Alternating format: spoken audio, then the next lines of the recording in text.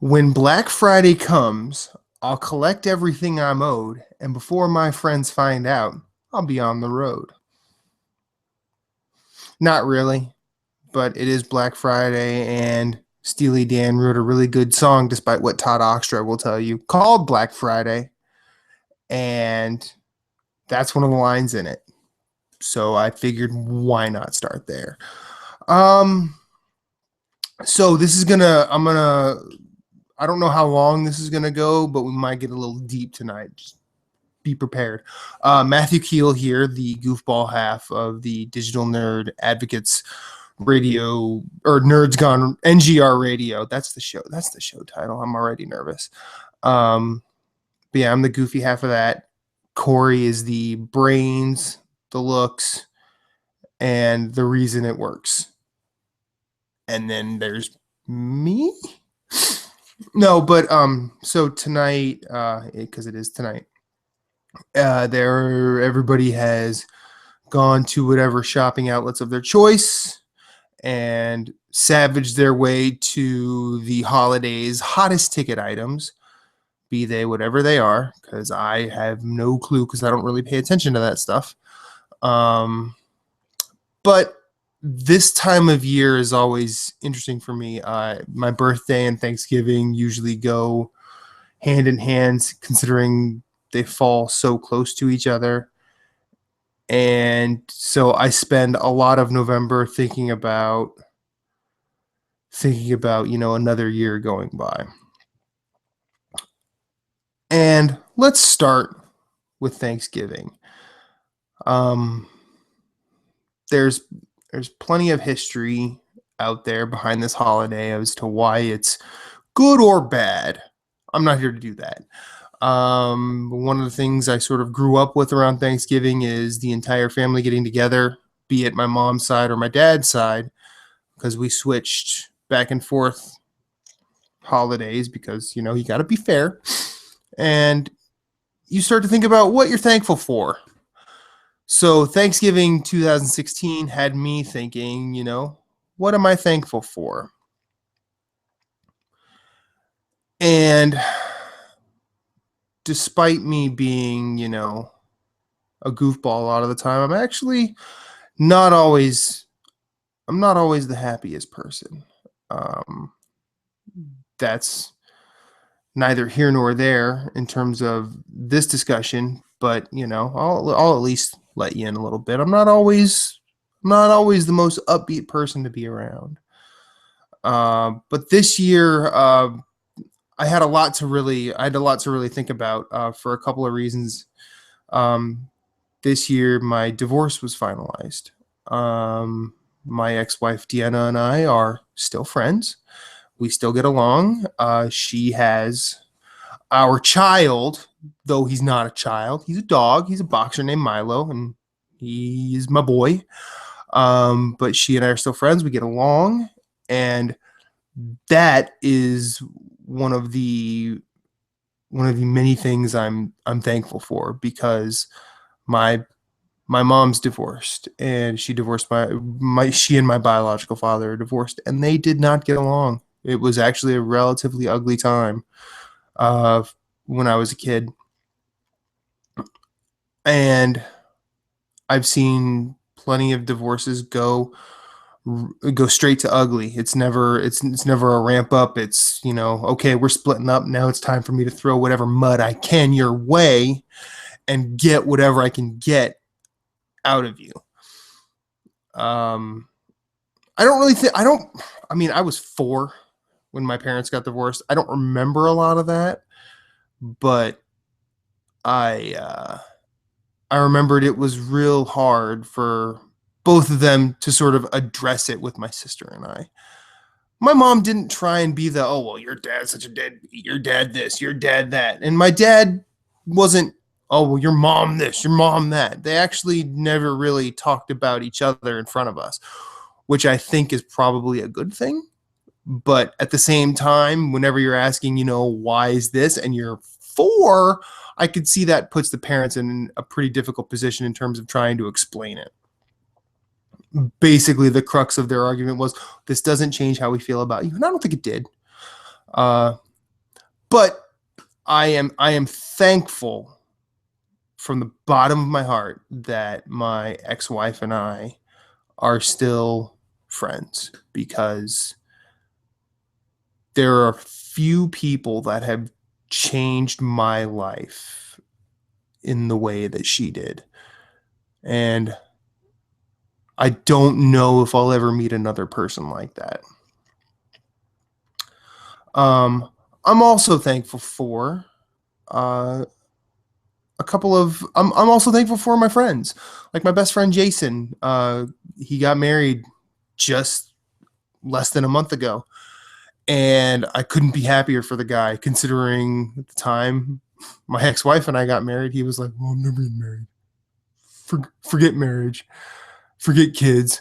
But it's nice. It was nice to see him find somebody that he would make that leap for.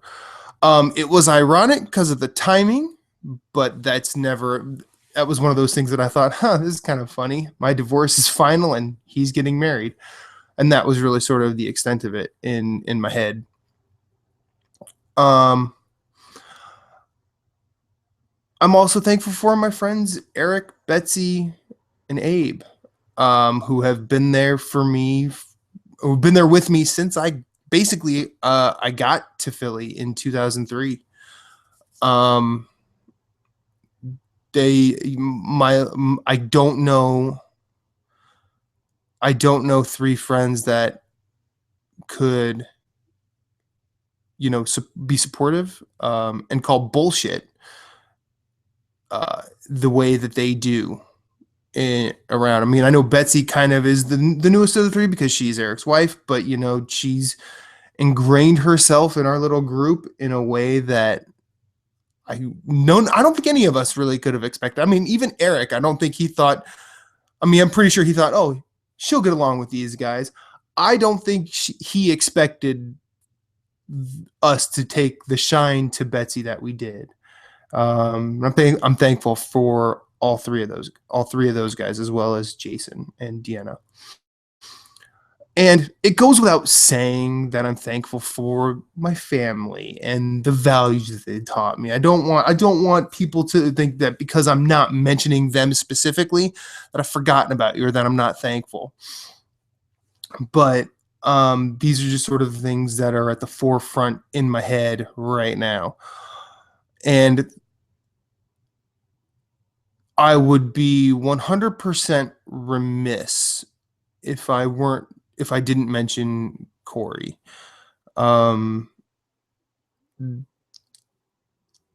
Without getting too behind the scenes in terms of me, Corey showed up in my life at a time where I was actually thinking I was sort of done with being on podcasts and talking about video games, and almost to the point where I'm like, I don't really want to play video games anymore. But him, and also a few other people come to mind.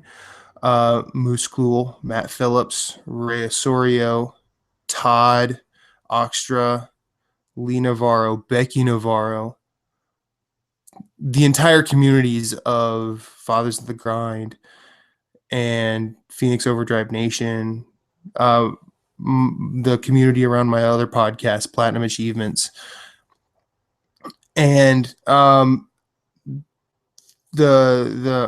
feel like I'm the Digital Nerd Advocates, of course, and that this is your channel. This is for you guys.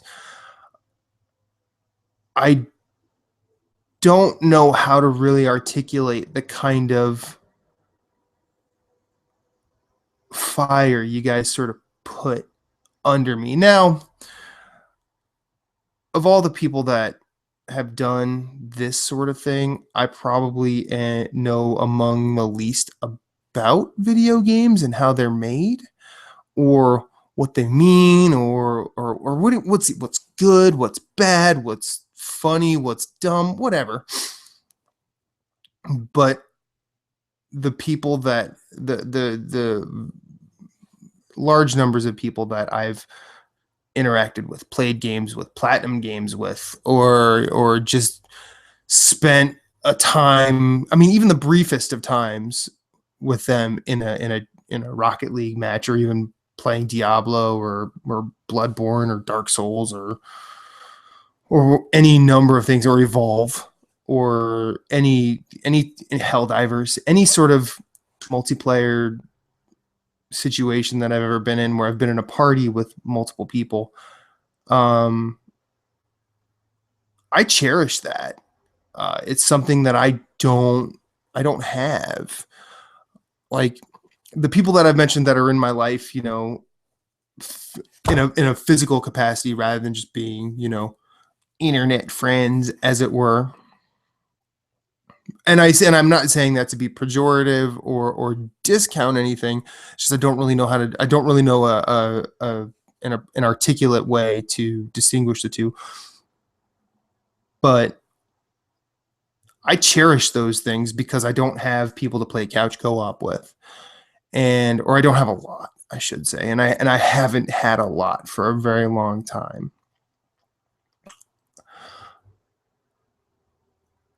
I the fun times that we've had, the times where we've just been goofy, the times where we've all been sort of playing whatever, and just having a good time while either having beer or whatever, they've meant a lot, and I appreciate all of you. The this weird thing called video games just keeps bringing people together, when there are so many ways that video games can push people away.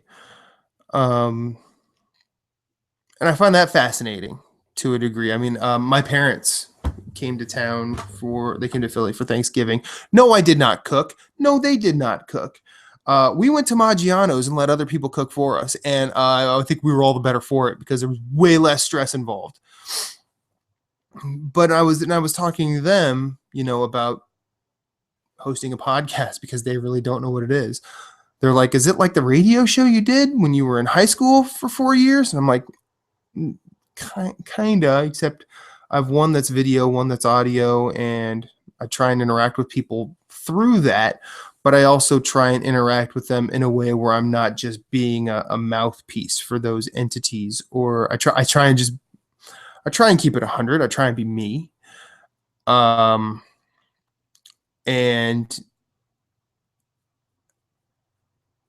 I feel like I could name a list of people that I consider friends. I mean, some of which I've never actually seen in person. I've been lucky enough to meet community members. I met Ray this year at Extra Life. I've met Paul Linga twice. I met Rob Rinaldi last year, and I want to get out to Jersey and see him again. John Martin came back to the East Coast for a little bit one time, and Rob and I met him in South Jersey, and we all went out to Iron Hill and just had dinner, sat there and talked for like 2-3 hours, and it was like we had known each other for years. There was no like, "Hey, I'm Matt," even though you've played games. It was just like, "Hey man, how's it going? You want to eat? You want to drink? How's life? What's happening?" And it was none of that weird getting to know you stuff that even happens in online dating, which is crazy. And there are so many other people and memories that I could list. But I'm not going to, because this will go on for way too long. I don't really know how long I've been going right now, but I do want to sort of go into what really prompted me to think to do this this year. Deanna and my ex-wife Deanna and I, we separated in 2015. And when I moved into this apartment and she moved into her new place of residence, um I actually started I started wondering, the hell I was gonna do with my time. My job at the time was an urgent care clinic that's probably about an hour away from where I live right now. And one day I was getting off work and I got off work at like 8 p.m. It was like a Thursday night. I realized I didn't have any beer in the house. And I was like, and I'm not a person who drinks Bud Light or Miller Light. I don't drink the big guys. I tend to be a craft guy. Um, take that as you will. I'm not going to sit here and say you're wrong for drinking what you drink. Enjoy it. I'm also a big PBR fan, unironically. Anyway, I went to this beer store in Malvern, and they happened to have something that I'd never seen before, and it's this. I drank this on my birthday. Um, it's an Enjoy After, and the Enjoy After is obviously Halloween 2016. I bought this in 2015, and the trick is you're supposed to age it. I don't know anything about aging beer or brewing or anything, but I saw this and I was like, "Oh, I have to drink this before Halloween this year." Okay, fine. But then when I got in the car and looked at it some more because I wanted to like read the label and whatnot, I was like, "Oh, enjoy after Halloween." And then I saw, oh, 2016, because sometimes I just don't read. I was like, this is weird. So I just keep this for a year, then drink it. Then I read, I read the little story blurb here, and it says, "Really, Cellar and IPA?" Yes. And it goes on about how it's an experiment with Brett hops, and how the hops in there's a certain ingredient. I don't want to butcher it, but I will. It is called Brettanomyces, and that they interact chemically in the beer over a year, and basically what you get is kind of a question mark. I was gonna do a video tasting of it, but I'm glad I didn't, because when I uncorked this bad boy, the mess it made.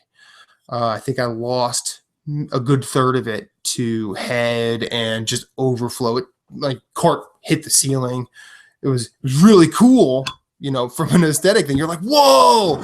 But yeah, I lost some of the beer, which made me sad. But um, and I thought, I realized when I bought it that like this would be a good time, like a year after that, around my birthday would be a good time to drink this and just sort of think about where I was when I bought it versus where I am now.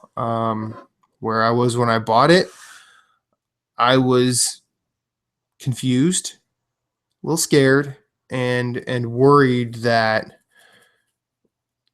things might just fall apart. And as of Black Friday 2016, I don't think they have. Um, I'm not going to say it's better or worse, but I feel like it's right in an odd way. And um, I've always used like music or a movie or a book or a poem or pieces of writing, or even tried to write myself, and so, to reflect things like this. I never thought a beer could sort of stir that kind of reaction up in me. And I'm glad it did. And Stone Brewing Company, if you could do more of this, I would buy it. or at least send more of it near me, because I've not seen anything like that since I saw that. You know, they have the Enjoy buys. I have a few of those on my shelf right there, but I'd like to pick something up this year and just say, you know, I bought this when I had reflected on the last one, and now I have something to sort of think about the entire year while this does its thing. As for how the beer tasted, it was interesting in so much it's not one of those things, oh, you're saying that's interesting, but you really mean it's bad. There was a dankness about it. There was fruit up top, but it was just like, you know, the pith of an IPA, the pithy taste. That's kind of like it's not quite hoppy, but it's a little bitter. But it's not like that stomp on your taste buds bitter. And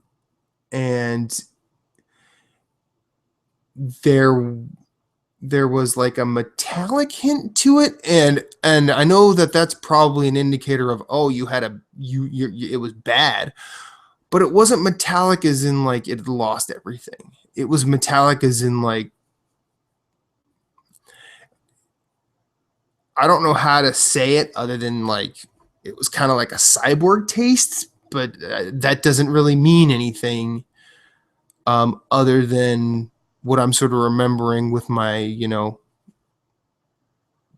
taste buds and olfactory nerves, because that's how the mind works, I guess. But I think that if you ever see something like this, you know, pick it up. It's worth an investment. It wasn't cheap. I think it was 25 for the bottle. And it's kind of like an investment, but at the same time, me being the sentimentalist that I am, um, I found it to be very, very worthwhile. And I think that I owe. I'm very thankful that Stone did this. um, they're not my favorite brewery, but I think they're probably one of the best in the world at making beer. And taking chances like this at saying, hey, you're getting a complete question mark. We don't know how this is going to taste when you're done with it, because everybody, it's like, unless you have some sort of way of controlling the temperature, which I do not. So this endured a cold-ish winter and a warm-ish summer on the fourth floor of an apartment building, the top floor of an apartment building in Philadelphia, without any sort of temperature control. So it was probably not great in terms of what it could have been, but I'm glad I got what I got, because it was sort of a nice little period at the end of that sentence. And that leads me to my last thing. I'm thankful for risks, because you got to take them, and you know they don't always pay off. And I don't know if any risks that I've taken this year have paid off or floundered, but I'm happy. I'm good with where I'm at now. And to anybody that might watch this, thank you. I'm thankful for all of you. And now, to sort of bring it back to a little more upbeat thing. Who else am I? You know, actually, no, I'm not going to do that. That doesn't feel right. I'm not going to do that. So, thank you for watching. I'm going to sign off, because I feel like I've was a bit revealing, for better or for worse. Hey, that's a risk. And I will see you on NGR Radio every Monday when it releases on youtube.com, digitalnerdadvocates.com. You can find us on whatever podcast venue you choose, and we keep on enjoying it. The world keeps turning. We keep on moving, and let's hope some companies didn't go out of business this Friday. The last time we did NGR Radio, I was not able to mention a couple of things that I really wanted to, and I completely spaced my mind. That's because whenever I talk to Derek and Tim, I get lost really easily. Well, then again, anybody who's been watching NGR Radio or listening, I get lost pretty easily when I'm talking to anybody. But and it seems like 2016 is the year of the obituary. But Sharon Jones, a fantastic soul singer, passed away at 60, and I don't remember his age, but Leonard Cohen passed away. Now, both of these artists are important. Well, they're not like among my favorites, but I feel like they're important to me because I spent a lot of time in my life not digging soul music. And I mean, for better or worse, like I felt it was either pop, it was too poppy, or it didn't actually have soul. It was just like, oh, we're doing rhythm and blues, but it didn't seem rhythmy, and it did not seem bluesy. It seemed like another way to just do oh girl type of ballads. Which is not a problem if that's your thing. But I feel like Sharon Jones is an oft overlooked voice that brought that back. You know, sure, with she and the Dap Kings spent a lot of time looking back at 60s and 70s soul, but they didn't seem like they were just ripping off of those riffs and saying, hey, we're just going to sing different words. Because some do. But that woman could sing, and I am sad she's gone. Because all of her albums, while they may not be masterpieces, some of them are. There are a couple of solid efforts from Sharon Jones and the Dap Kings. Not the Dab Kings, the Dap Kings. Like their first album, that is, I don't remember, it's a live album, but oh man, the energy that they put through, and I hate live albums. I hate them to death. I think they are one of the dumbest things in the world. But there are plenty of exceptions to that rule where some of them are really good. And I think the first album of Sharon Jones and the Dap Kings, I think it's like Dap Dippin', possibly. If you haven't listened to it, you should. And it's a very fun, funky, and soulful listen. And that woman's voice only hinted at what could come out of her. Leonard Cohen is on the complete flip side of that. He was in a genre and style of music that, while his music played to that, I don't think he ever really fit, and I think that's why he was so good at what he did. You know, you saw Saturday Night Live when Chappelle hosted, and I always forget her name, but the woman who does the Hillary Clinton impression really well, or at least she does the funniest one. She sang Hallelujah. Now, I feel bad that that's the only song that is associated with Leonard Cohen, because some of his earliest stuff he did, sure, it was probably a troubadourish version of Bob Dylan, and a way easier to digest Tom Waits. But his early recordings, where you have Suzanne, or the entire soundtrack to McCabe and Mrs. Miller, if you haven't seen it, it's a really great Western.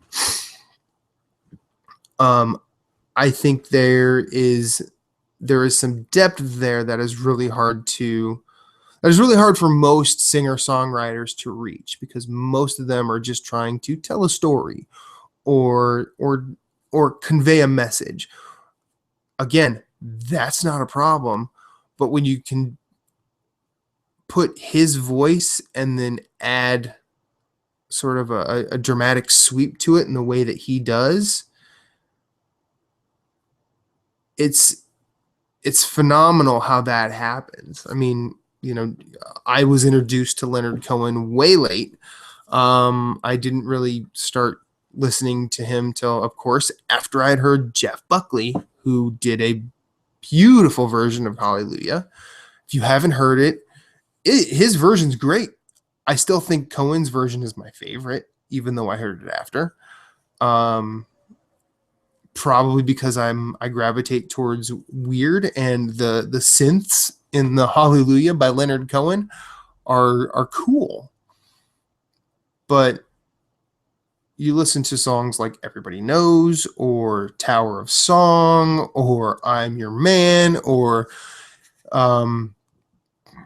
even though I didn't know it at the time because I'd seen this movie, Natural Born Killers, the song at the very end over the credits is a Leonard Cohen song. It's called The Future, and the chorus is, I've seen the future and it is murder.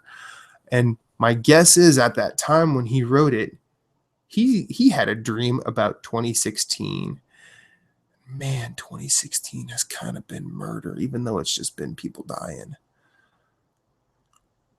Or at least celebrities and whatever. And it all started with a damn gorilla. But yeah, I'm going to miss Leonard Cohen. I really am. I think he is a presence in this landscape of pop music that will not see another representative for some time. Probably not until some of the current generation of relevance or relevant artists or whatever, until they start to grow older. And I don't want to say wiser, because sometimes when people get smarter, they start to think they know stuff. And then we find out Socrates was right. The only true wisdom is in knowing that you know nothing. And with that, I will sign off. Been great talking to you. Hope you have a good night. Hope your Thanksgiving went well.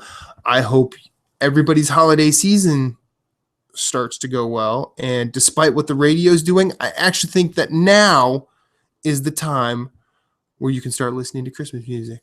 So I think I'm going to do that. It'll make me happy. Banana and I never find the button. Out.